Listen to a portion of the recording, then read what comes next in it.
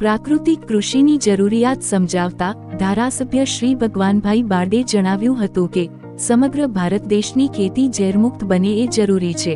સરકાર દ્વારા વધુમાં વધુ ખેડૂતો પ્રાકૃતિક કૃષિ અપનાવે એ દિશામાં સરાહનીય કાર્ય થઈ રહ્યું છે। હાલ કેન્સર સહિતના અનેક રોગોનું પ્રમાણ વધી રહ્યું છે, ત્યારે આ રોગોના પ્રમાણને વધતું અટકાવવા પણ પ્રાકૃતિક કૃષિ ઝેરમુક્ત ખેતી આજના સમયની તાતી જરૂરિયાત છે। ધારાસભ્યશ્રીએ ઉમેર્યું હતું કે આવતી પેઢીને સંપૂર્ણ ઝેરમુક્ત ખોરાક મળે એ જરૂરી છે। પ્રાકૃતિક કૃષિથી જમીનમાં કાર્બનનું પ્રમાણ પણ વધે છે।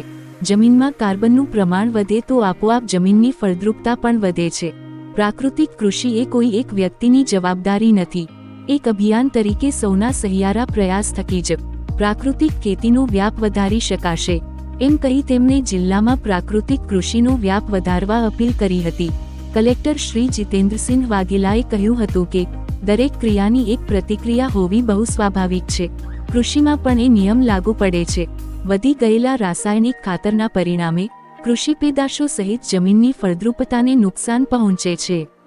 આ નુકસાનની ભરપાઈ પ્રાકૃતિક કૃષિ થકી જ થઈ શકે છે। જેમ સમસ્યા હોય છે એમ તેના ઉકેલ પણ હોય છે। ગીર સોમનાથ જિલ્લાના વધુમાં વધુ ખેડૂતો પ્રાકૃતિક ખેતી તરફ આગળ વધી તેમના પ્રાકૃતિક અને ઝેરમુક્ત ખેતપેદાશોનું ઓનલાઈન પ્લેટફોર્મ મારફતે ઘરેથી વેચાણ કરી ઝેરમુક્ત ખેતીમાં પોતાનું યોગદાન આપવા આહવાન કરતા કલેક્ટરશ્રીએ એક સામાન્ય ખેડૂત તરીકે પ્રાકૃતિક કૃષિ ક્ષેત્રના જાતઅનુભવો શેર કર્યા હતા અને ઓનલાઈન FPO લોન્ચ માટે શુભેચ્છા પાઠવી હતી। આત્માના પ્રોજેક્ટ ડાયરેક્ટર ડોક્ટર P.K.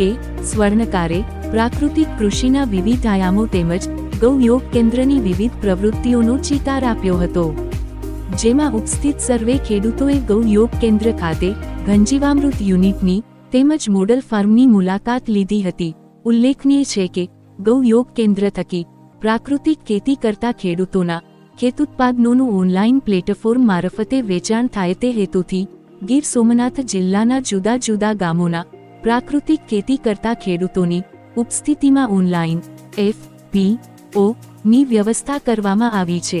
પ્રાકૃતિક ખેતપેદાશોને વેગ આપવા પ્રકૃતિ પ્રેમીઓ અને 18 દેશોના સહયોગીઓ, 35 આંતરરાષ્ટ્રીય સમર્થકો અને 400મી વધુ વૈશ્વિક મિત્રો પ્રાકૃતિક જીવનમૂલ્યો સાથે માટી સંરક્ષણ, ગૌસેવા અને ગ્રામ વિકાસ સાથે જોડાયા છે। આ કાર્યક્રમમાં જિલ્લા ખેતીવાડી અધિકારી શ્રી વિમલભાઈ પટેલ, આત્મા પ્રોજેક્ટના કર્મચારીઓ, આગેવાનો, ગીર સોમનાથના વિવિધ તાલુકાઓમાંથી ઉપસ્થિત રહેલા પ્રાકૃતિક કૃષિકારો ઉપસ્થિત રહ્યા હતા।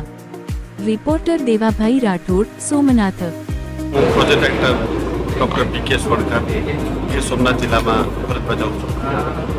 આપણા જિલ્લાના અંદર માન્ય રાજ્યપાલ શ્રી, માન્ય મુખ્યમંત્રી શ્રી અને મુખ્યમંત્રી શ્રી અને આપણા યશસ્વી વડાપ્રધાન માન્ય મોદી સાહેબના એક સરસ અભિગમના ભાગરૂપે આપણે પ્રાકૃતિક ખેતી તરફ આગળ વધી રહ્યા છીએ, જે અંતર્ગત આજરોજ બાદરપરા ગામે ગૌ યોગ કેન્દ્ર ખાતે આવેલું છે, જેમાં એક ઓર્ડર એક મોટું યોગદાનના ભાગરૂપે એક 3 દિવસીય ઝુંબેશ ચલાવવામાં આવી રહી છે।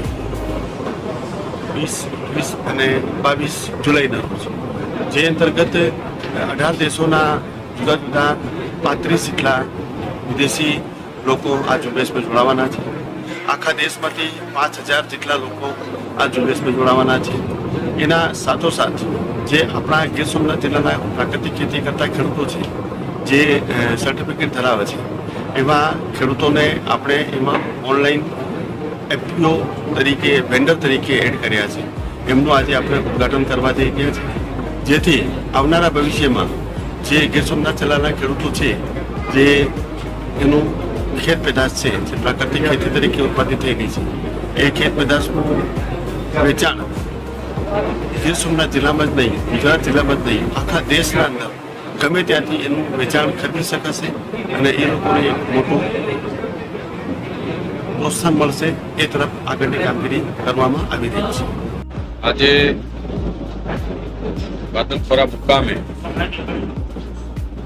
નેચરલ ફાર્મિંગ પ્રાકૃતિક ખેતી સાથે જોડાયેલા ઇમિટેટ ખેડૂતોને અહીંયા આત્મા પ્રોજેક્ટ સરકારના અને મારો પરિવાર અને ગામ સમસ્ત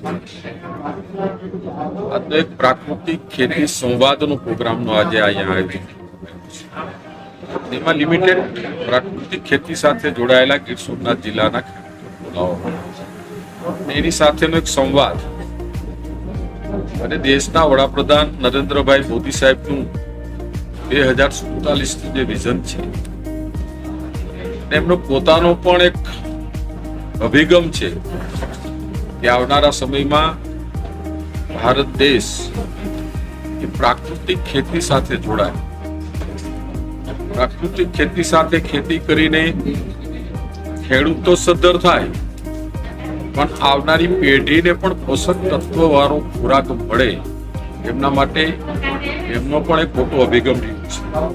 ગુજરાત સરકાર પણ એમાં ચિંતિત છે. દેશના વડાપ્રધાન ગૃહમંત્રી અમિતભાઈ શાહ, આપણી ગુજરાત સરકારના મુખ્યમંત્રી ભૂપેન્દ્રભાઈ પટેલ સાહેબ, મુખ્યમંત્રી હર્ષભાઈ સંઘવી સાહેબ અને આખી આપણી સરકારના તમામ મંત્રીશ્રીઓ અને સરકાર પણ આમાં ચિંતિત છે. ત્યારે મને પણ મારું પોતાનું ગામ છે અને મને પણ એ ખેડૂતોને મળવા માટેનો આજે અવસર મળ્યો છે, મારા પરિવારે મારે આંગણે મળ્યું છે.